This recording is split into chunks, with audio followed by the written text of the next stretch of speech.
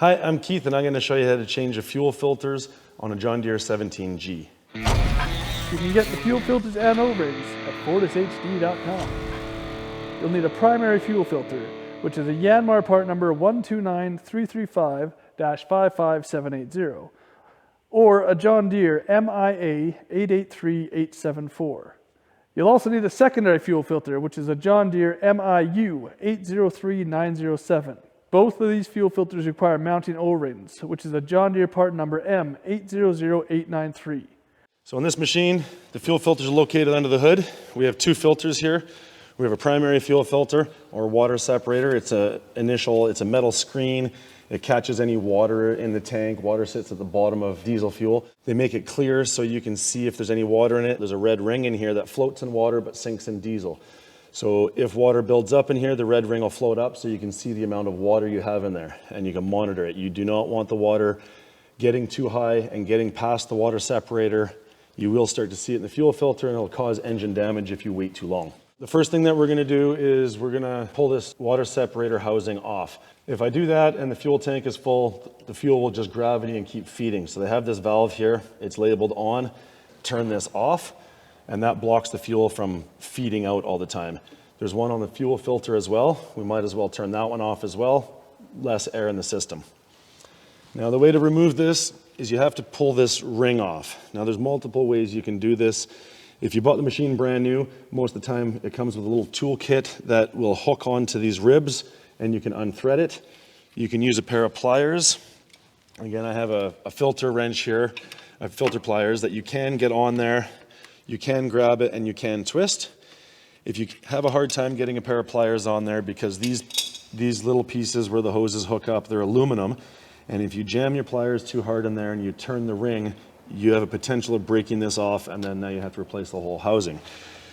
You can use a flathead screwdriver. Now, if you put the flathead screwdriver on the edge of the rib, you can hit it with your palm or a little hammer. I use my palm and you give it a couple taps, it starts to turn. And you can go until it starts to turn really easy, and then you can thread it off by hand. Now when I pull this off, diesel will come out. I like to have a drain pan underneath so we don't make a mess on the ground.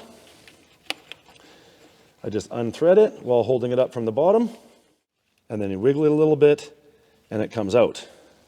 Now here's the filter. Again, just wiggle it as you pull a little. It comes out. You can see the diesel is spilling a little bit, and we have an O-ring right here that I'm going to pull off as well. Now that I have all of this, I take it apart above a drain pan. I'll dump the fuel out, and if there's any water or anything in there, you have a spring, and there's the red ring I was talking about. I clean it all up. This one had no water in the bottom of it. Just in case there was, I like to spray a little bit of brake clean in there, a little bit of cleaner. Nice clean rag. And we know that that's clean. The next piece to go in is this ring. Now we've had it out, I've had it on a dirty screen, so I want to make sure it's clean and we're not getting anything dirty in the system. We put that in, make sure it sits flat in the bottom. The next piece is the spring. It's a little bit harder to wipe off. Brake clean it off, make sure there's no debris on it. And you want to make sure it's sitting right on the top of that little nipple that's in the bottom there, and that helps center the spring and hold it in its position. Now this is the used filter. It's the old one. They are made out of a brass metal canister. If you don't have one, you can clean it out. You can brake clean it off. Make sure that it's clean. If you have a new one, it is better to replace it. In this case, we do have a new one. It is factory OEM, so I know that it's the same. Just in case it's not, I still do compare it. Same ends, same length.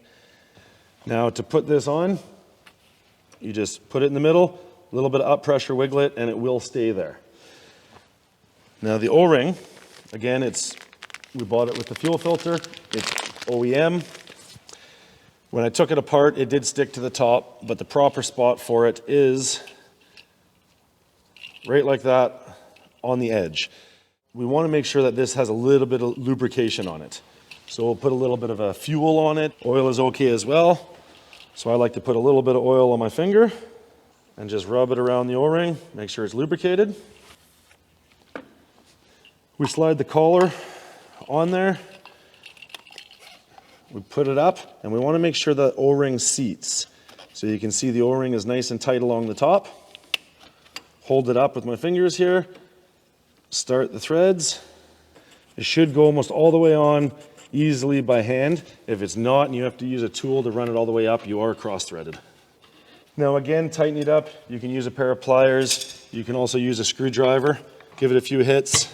You know it's nice and tight and it's nice and sealed. Now the next we're going to change the fuel filter. Again, we've already turned the filter off. You can use a pair of pliers or a screwdriver or the factory tool again.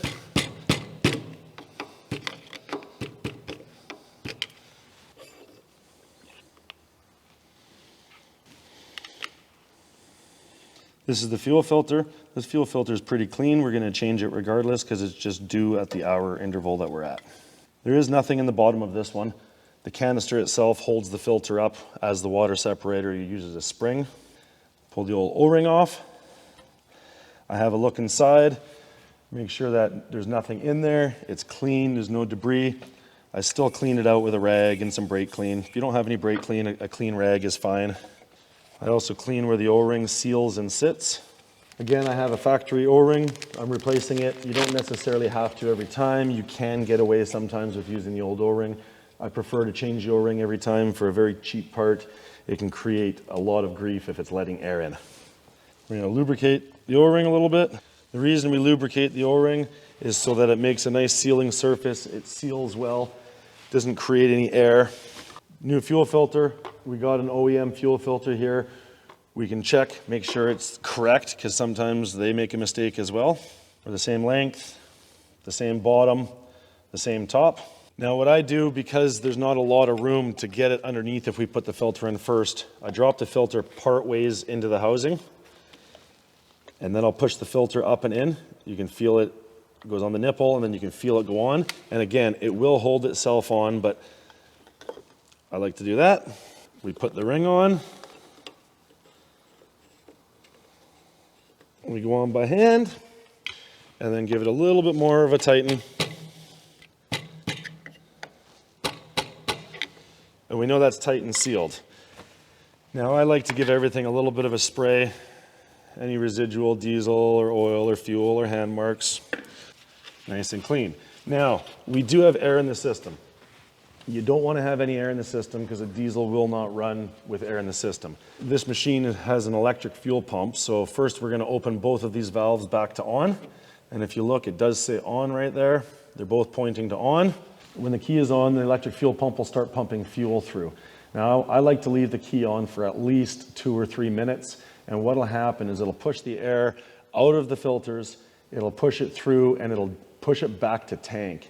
If you try and start it with air in the system, you're going to push air into the high pressure part of the fuel system, and it'll make it very difficult to start. Sometimes you have to actually physically crack fuel lines to bleed the air out. As you can see, the fuel filters are filling up. It fills the water separator up first. Next, it'll go into the fuel filter. It'll fill the fuel filter up. Once the fuel filter is full, the air is still in the fuel lines, and we're going to let it bleed back and push it all back to tank and get rid of all that air. Now that we've let the fuel pump bleed the fuel for 2 to 3 minutes, we're going to try and start it. Still a little bit of air in it. That's okay. Might run a little bit rough. You might have to try and start it 2 or 3 times. That's okay. It's easy to get going. Give it a little bit of throttle.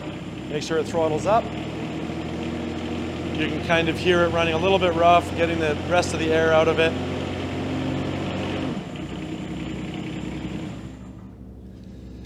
And that's how you change the fuel filters on a John Deere 17G. If you don't have time to do the service yourself, or you want to get on a preventative maintenance program, reach out to TekamoHD.com, and they can set you up with a heavy-duty mechanic in your area.